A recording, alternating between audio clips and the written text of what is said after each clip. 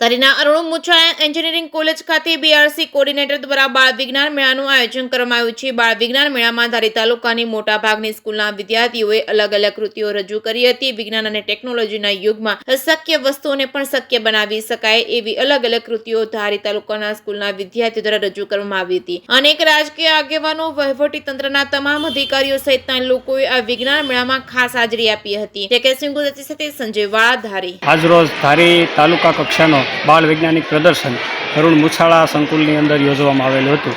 આ પ્રદર્શનની અંદર કુલ 5 વિભાગોની અંદર લગભગ 45 જેટલી કૃતિઓ જુદા જુદા બાળ વૈજ્ઞાનિકો પોતાની રીતે બનાવી અને લાવેલા હતા।